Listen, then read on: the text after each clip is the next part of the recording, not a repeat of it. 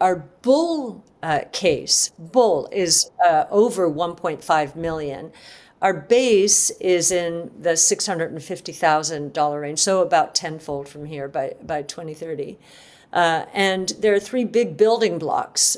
Institutional is one, and I would put it sounds like retail distribution, but these are institutional decision makers at B of A, Merrill Lynch, and so forth. So that's one. The second is this is a replacement for gold. So we assume that it's going to subsume 50% of the gold, what would be the gold market, especially as younger people are looking to diversify. Cathie Wood, the CEO of Ark Invest, predicts that Bitcoin will inevitably experience explosive growth and rapid adoption. She believes Bitcoin will capture a significant portion of the gold market, estimating it will account for 50% of gold's value. This prediction is based on her observation that younger investors are increasingly diversifying their investments into Bitcoin rather than traditional assets like gold. In her bullish scenario, Wood envisions Bitcoin's price reaching over $1.5 million by 2030, with a potential high of up to $3.8 million. Meanwhile, an article highlights a prediction from Bitwise CIO Matt Hougan, who forecasts Bitcoin will skyrocket to $100,000 by the end of this year despite the recent price dip. Hougan sees the current market dip as a unique opportunity for long-term investors. In a recent note, he outlined several factors that could drive Bitcoin's value to $100,000 by the end of 2024, including significant inflows into spot Bitcoin exchange-traded products, the impact of the recent Bitcoin halving, and the anticipated approval of spot Ethereum ETPs by the Securities and Exchange Commission. With these optimistic outlooks from leading market analysts, the potential for Bitcoin's growth seems promising. Now, let's take a look at some clips from Cathie Wood's interview to delve deeper into her insights and predictions. Stop. You don't have time. Don't miss out this 2025 bull run. Educate yourself first ahead of the crowd. We have created the ultimate step-by-step crypto cheat guide that will guide you this bull run. Unlock the secrets of crypto and make smarter investments today. Now by clicking on the link below to get your exclusive copy just under $10. We have 4 people at Ark who are working on crypto generally. One dedicated to Bitcoin on-chain analytics.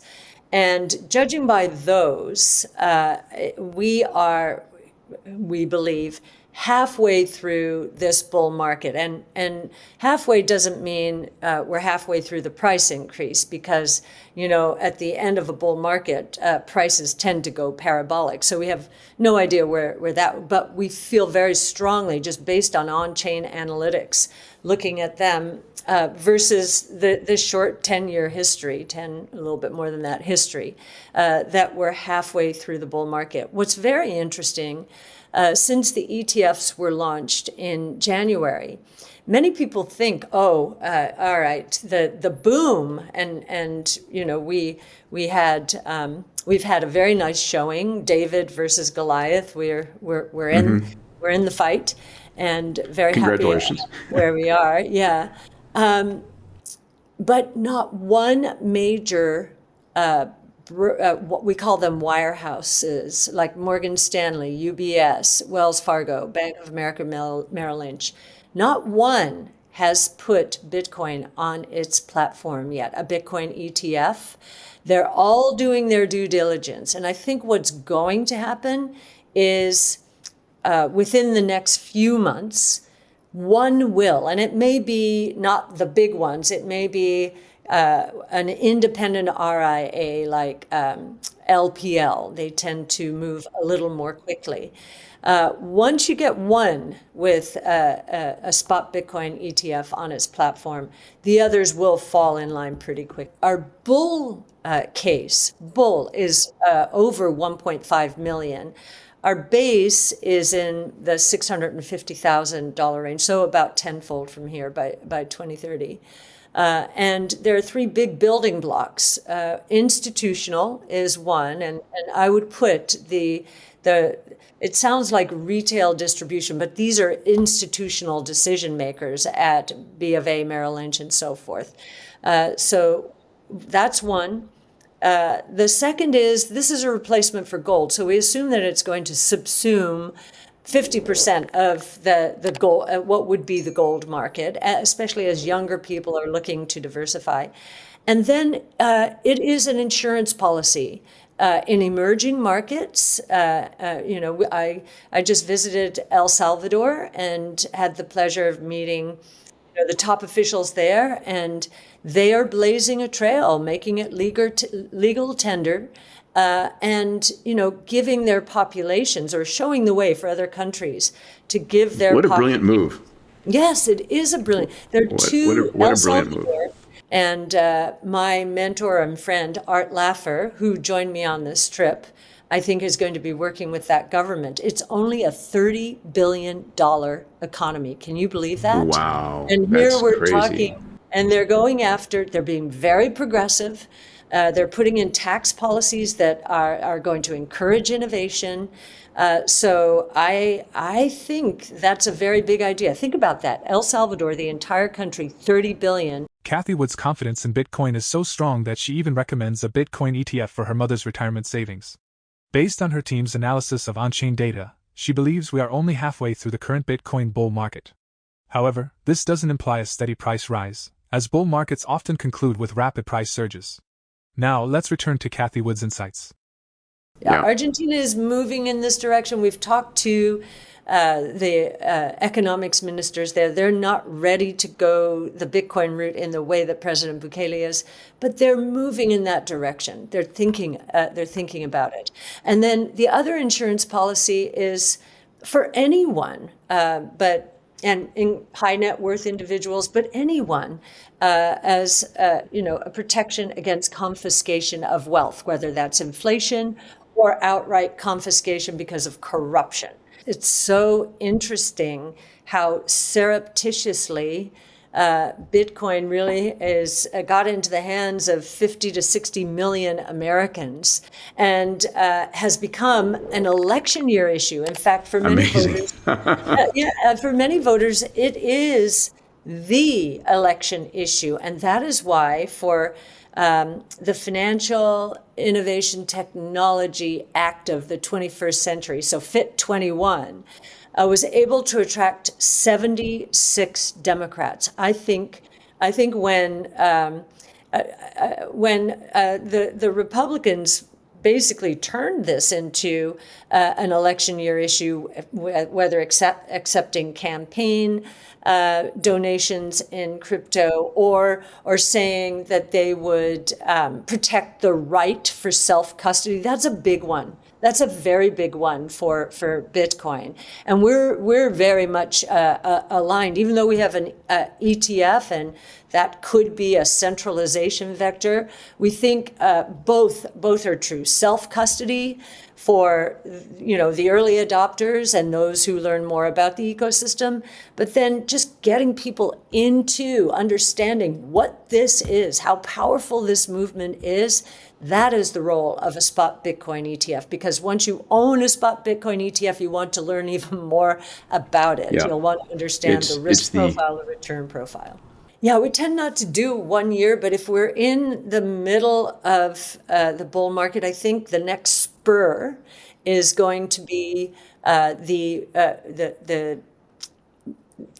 platforms putting the spot Bitcoin ETF on it. So, and I do think that will happen this year. We were told by some of our prospective clients, the platforms themselves, that they would need 6 to 9 months to evaluate it. So here we are entering the 6th month.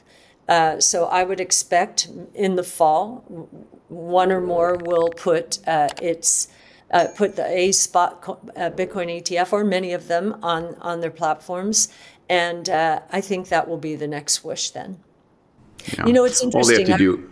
I remember in I think it was the last halving, many people, we went through the halving and everybody waited for a pop, and it didn't happen. Well, first of all, it didn't happen because there's a lot of anticipatory buying into it.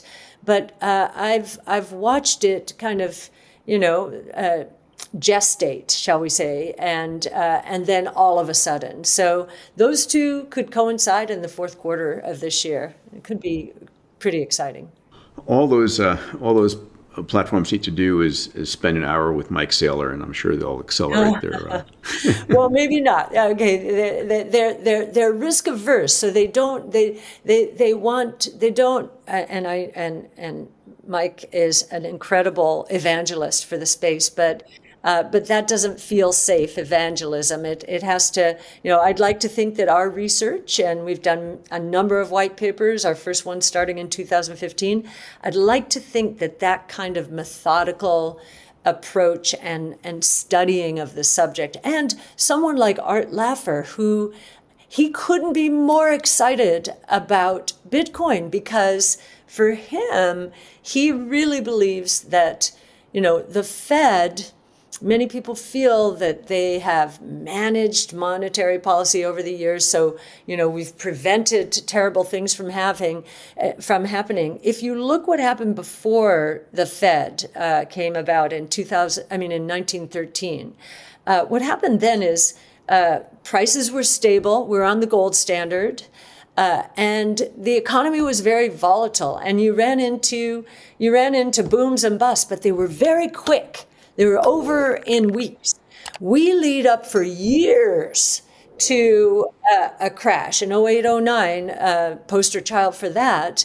And here we are again. We had zero interest rates, and I wonder what the fallout from private equity, private credit, putting enormous sums into real estate and then leveraging it up. We're starting to see the fallout, whether offices and the post-COVID, right, with the office exodus, and multifamily now, even in the areas where there's been large in-migration. So the Sun Belt, we're beginning to see multifamily in excess. So we'll